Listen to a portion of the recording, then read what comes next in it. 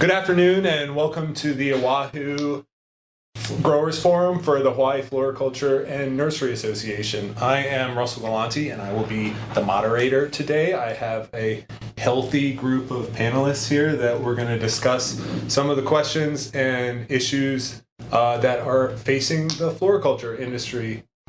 And I'm going to first ask everybody to go around and introduce themselves. And if you would just introduce yourself, who you are, some of your background, and what your involvement is, you can go and give us a healthy introduction to who you are. We'll start on this side of the room with Tessie. Hi, Tessie Amore, University of Hawaii at Manoa, CTAR. I'm a flower breeder with the program.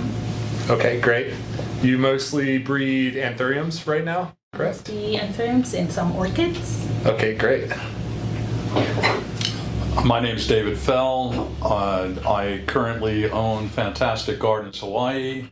I've been in the business about 40 years in ornamental horticulture. We sold our large commercial nursery in 2017. Now we have a small farm with growing bananas, citrus, pineapple, odds and ends, and food crops. And I breed and sell bromeliads to collectors and aroids to the rare plant market. Orville Baldos. I'm a researcher at the University of Hawaii at Manoa. My research is looking at native Hawaiian plants and doing some selection for the landscape and ornamental industry. Thanks, Orville. So Russell Galante, your host and ornamental extension agent for Hawaii Island and Oahu. So that's floriculture crops, nursery crops, landscape industry, and I'm also temporary master gardener coordinator for Hawaii Island in Hilo. All right. I'm Monty Pereira, the General Manager and Sales and Marketing Director at Watanabe Floral, a CPA by trade. I came to Watanabe 25 years ago as the accountant, migrated into a field that's more aligned with my personality, but we've been around since 1946, growers for the first 62 years of that time. Now we no longer grow, we import everything from somewhere. Cool. My name is Kennedy Smite. I'm from Floridec. I'm the GM, the General Manager. I've been in this with the company for 10 months, so I'm still learning about all the wholesale retailer on the florist side. So, and if I could have you expand, what is the business? Floridec. And what do you do? We're a wholesaler retailer. Okay. We started as a wholesaler, selling pretty much anything a florist would need except the flowers. Okay, great. Hi, I'm also from Florida, Lyle Takeuchi. I've been with the company for about 5 years now, and my role now is basically anything shipping, coming in, going out, packing, whatever it is that's going to all of our customers. Other than that, I'm a plant grower. I've been growing plants all my life, so I know something about plants. That's it. Huh. Are you growing anything commercially? No. Okay. Nothing commercial. Not yet. Only orange. Actually, my forte is bonsai. Oh, cool. Nice. You know, that's what originally got me into horticulture. Really? Yeah, I grew up just outside of DC, and they have a really great Yes, national collection. In fact, we have some plants that we donated to the National Museum from here. Oh, wow. Yeah, so I went there and I studied there for bonsai, and I originally thought I was going to become a bonsai master, but I quickly realized that was kind of a pipe dream, so I went with other plants. Yeah. Eric? My name is Eric Tanoe. I'm this year's president for Hawaii Floriculture and Nursery Association. We have a member board of 13 individuals that are in the business. The makeup, that we're statewide. From cut flowers to blooming plants to foliage plants to landscape. We also cover florist, wholesale side of the business and allied industry. We're here, as Russell mentioned, to try and glean basically the manao from you all here because what we really want to do is start getting more focused in how we use our resources. The information we get here on Oahu, it will be collated with Kauai, with Maui, with Hawaii Island to come up with at least for the short term, at least the top 3 or maybe 5 priority items so that we can focus on going after grant and funds to actually fund some of these programs. So your contributions here are very well appreciated, and I think we're going to hear some very good input today. So thank you again, Russell, for hosting today. Yeah, thank you, Eric. I was actually going to ask you if you thought what I said about the purpose of this forum was accurate, and you said it actually much better than I did. So No. I really appreciate your words. Yeah, I think it's really easy, you know, as a growers organization and as CTAR itself to kind of lose track of what the most important needs of the industry are. Even though I'm an extension agent and I'm going to farms all the time, sometimes my programs don't match up to what is absolutely needed. So it's really helpful to have these kind of talks and have everybody here to discuss it in person, have it recorded so we can remember what everybody said instead of just trying to remember from the farm talk what was said. So I want to start off by asking everybody a simple question. Maybe describe to me, and I'll start with you, Monty. So you're a wholesale florist industry member. How do you purchase your supplies? Where do you get your plant material from? And what are the issues right now that you're facing in terms of getting the supplies that you need? This will be important for our floriculture growers because you're a huge wholesaler. So. Well, on the hard goods side, we try to get as much as we can from these guys, and then we supplement from honestly wherever we can get our hands on product right now. On the floral side, we actually import from every continent except for Antarctica. We've gotten stuff from Africa, from Europe. Most of the product that we get is from South America through Miami. We buy a lot from California and the Pacific Northwest. But even, you know, as much as agriculture in Hawaii has regressed a little bit in terms of the available supply, that's happened all over the country. I think internationally they put a real pain, and a lot of our California suppliers, you know, a few years back just stopped growing floral and started growing marijuana, when it became legal. So they literally pulled out the floral crops and went into marijuana. So right now in particular, the supply chain is still a mess. I mean, it happened at the beginning of COVID, where you didn't know what was going on. So many of the farms internationally pulled their plants out because, you know, they couldn't keep paying for things. And it takes a while to help it to come back. And the other thing that we've seen in the floral industry is that the demand for floral, once COVID hit, skyrocketed as well. You know, so we became one of the few industries that you could deliver a gift to someone. And then even supermarket sales, big box sales in terms of floral product has really skyrocketed. And that's good and bad. I mean, it's good, I guess, for the industry as a whole, but for people like us as wholesalers and ultimately the end users, retailers, it becomes much more of a challenge. For example, you have Amazon that owns Whole Foods. They can go out and demand a lot of product for all of their locations, and that makes it harder for us to get what we need. And so on a daily basis right now, including the transportation issues, just getting stuff here, just finding product in the quantities that we feel comfortable with has been a challenge. So operationally, it's changed how we did things. You know, before you'd be able to take orders with confidence that you'd fill it. Now you're taking orders really with a fear that 1 out of 4 orders, you're not going to be able to fill the orders because the product is just not coming in. So the supply chain is broken. We see some light at the end of the tunnel. It's improving internationally, but locally, it's still a challenge. I mean, Eric and Greenpoint, they're the most reliable source. But on Oahu, everyone that we had been buying with, almost all of them we no longer buy from, because either they just deliver when they want, or they don't have the delivery in terms of tropicals, and even beyond that, anything that's fragrant. Tuberose growers are struggling, ginger growers are struggling.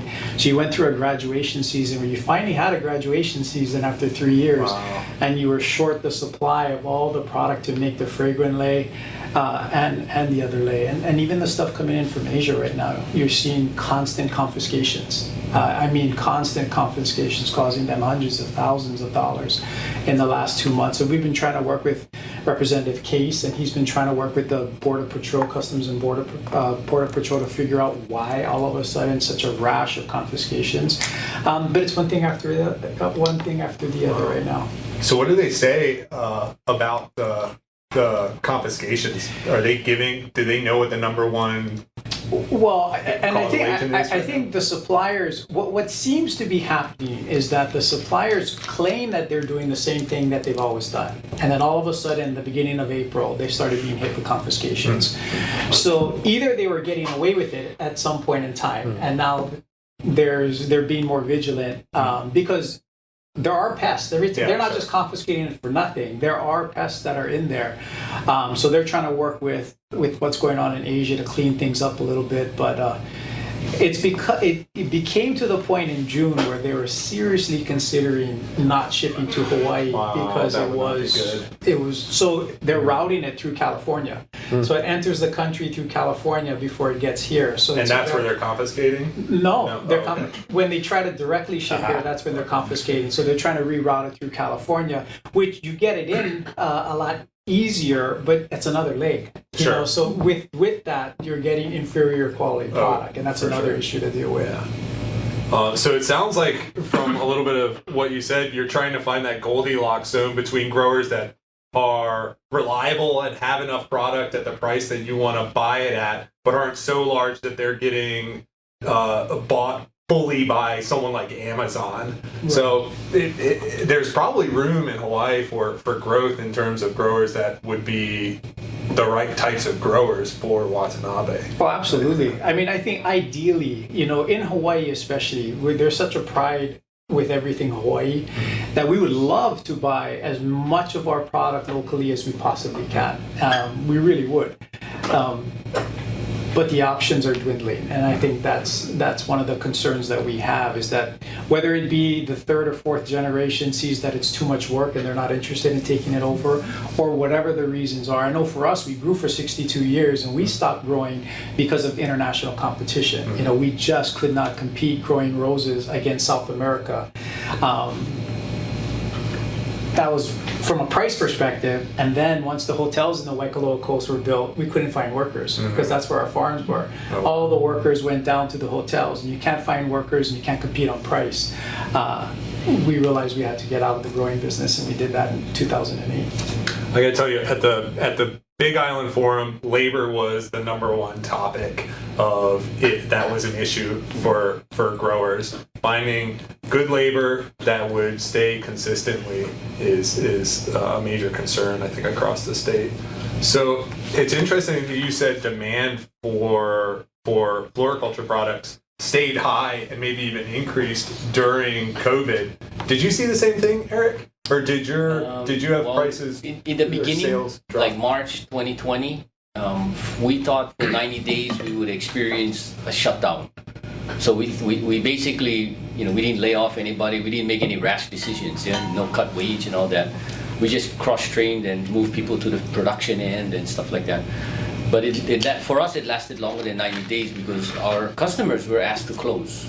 So, people like Watanabe or the florist or designer weddings.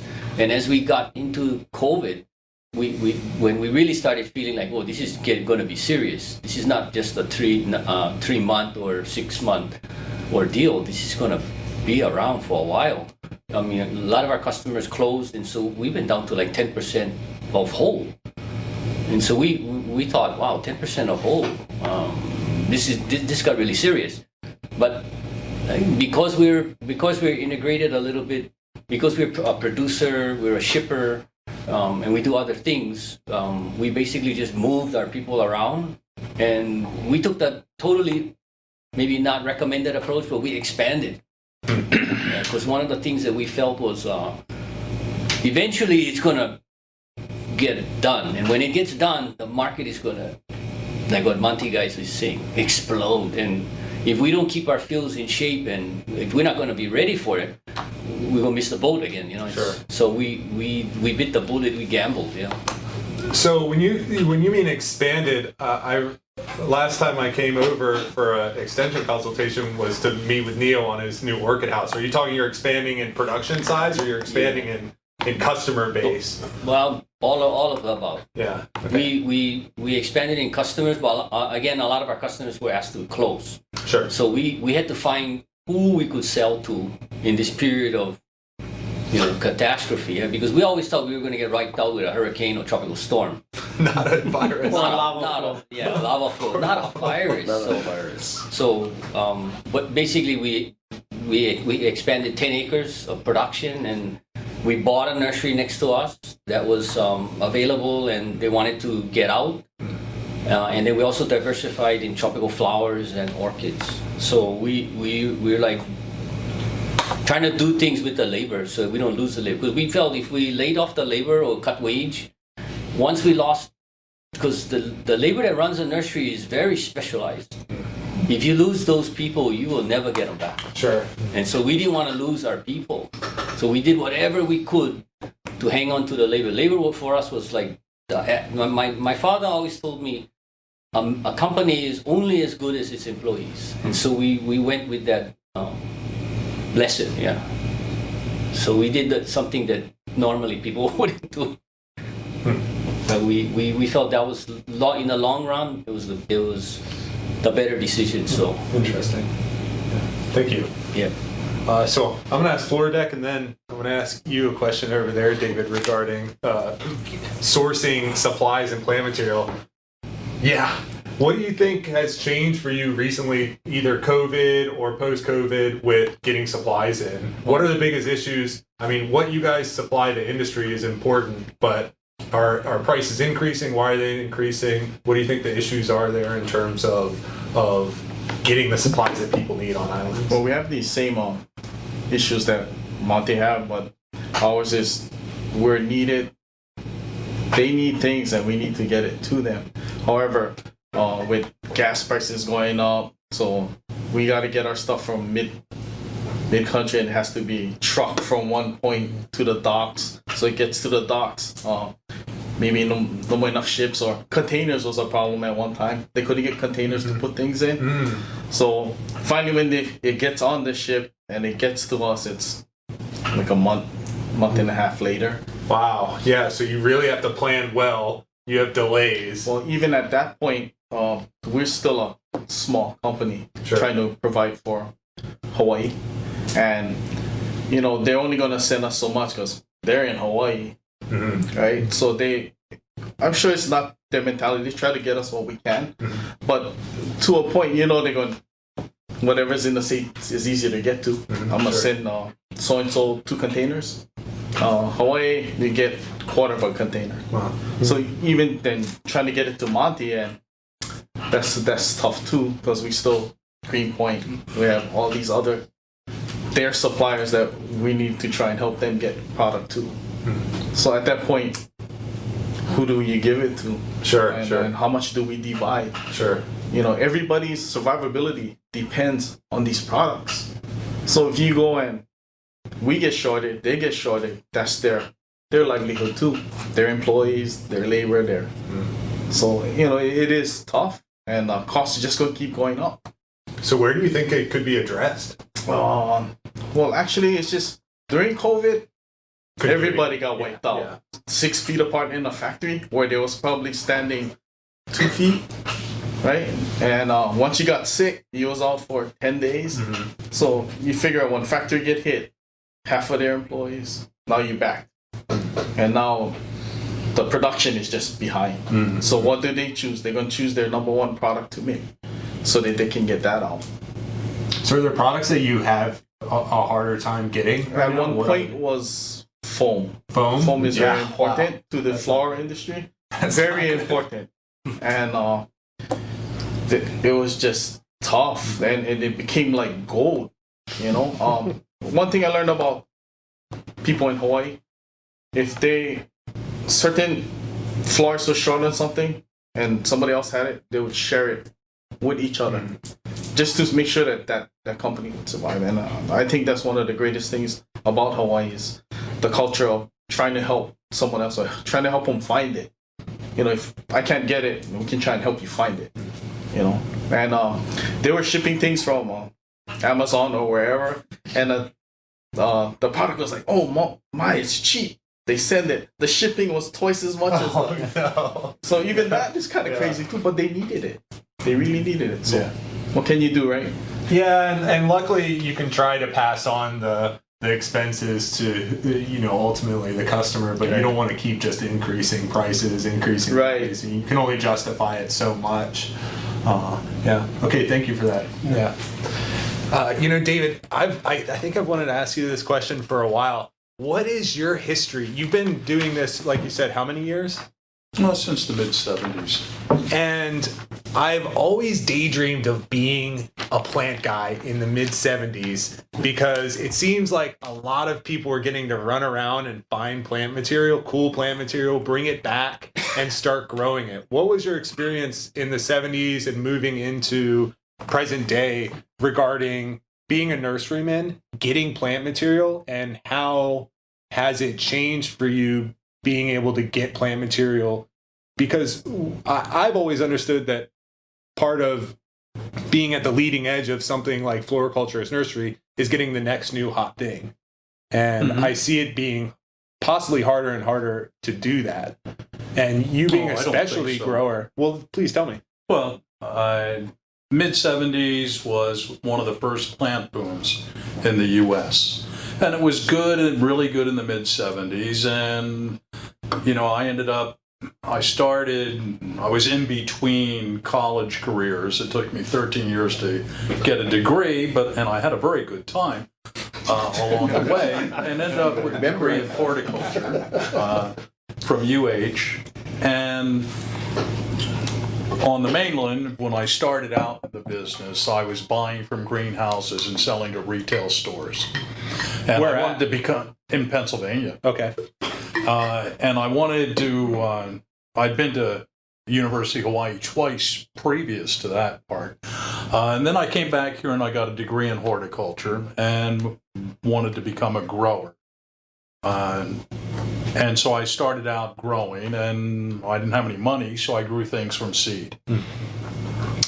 And I became a supplier of seedling spathiphyllum and shipped that. And our nursery grew. That was our original flagship product, and we distributed all over the mainland. And we had gradually added product after product after product, just looking for unfilled niches in the market, that's kind of my business, go-to philosophy. Why get into a niche that's already filled and then it becomes a price competition? So I always look for unfilled niches, and that's generally new items. So I would go to Europe and look for things, because Europe is generally 2 years ahead of the mainland, and the mainland's 2 years ahead of Hawaii. So, by sourcing things in Europe, new items in Europe, that gave me a market advantage. Okay. And then I had to look for products. I also like to export products because the market on the mainland is much larger than the local market. And so I had to find products that were suitable for export. And basically what that means is you have to, transportation is the huge issue for export. So I found products that were exportable by Federal Express for the most part. And then, I've been involved with plants and tissue culture and vegetative production in Central America, and doing our own vegetative production here in Hawaii. So unlike folks that have difficulty during COVID, for me, the ornamental market exploded. So the ornamental market was already going very strong and enjoying a resurgence of popularity from 2016. But then it exploded with COVID. And part of that is the social media. So social media exploded. It exposed millennials and younger other generations to ornamental horticulture. and it just absolutely exploded. It was, we saw price increases on what we were growing of like 200 times. Wow. An increase in price of what the market was willing to pay. And so and just to clarify, you're strictly specialty aeroids, Yeah. bromeliads. Yeah, collector stuff. Yeah, collector stuff. Yeah. I think to add to that, it's plants as our pets now. As a millennial, they're our pets and our children. Yeah. Because they're cheaper and easier to take care of. You got plant mamas and plant daddies. Yeah, I think social media definitely played a role, and I'm sure during COVID, staying at home and wanting some outside indoors. Well, there was that, and because people weren't traveling or going to restaurants, they had more disposable income, and they chose to dump it on plants, which, was a happy thing for me. Now, the downside, and everything has a downside, is supplies, inbound supplies, hard goods supplies like pots. At one point, you couldn't buy a plastic pot. I just priced 6-inch plastic pots from a local vendor, and what used to cost me a dime was now 50 cents. So cost of raw inputs has gone up dramatically. Ocean freight has gone up dramatically coming from Asia. So that's been a huge issue too. So, some of our raw inputs have gotten a lot more expensive. Great. So I'm going to follow up with a question, but we're going to take a really quick break, and then I'm going to ask you a follow-up question. Yep. All right.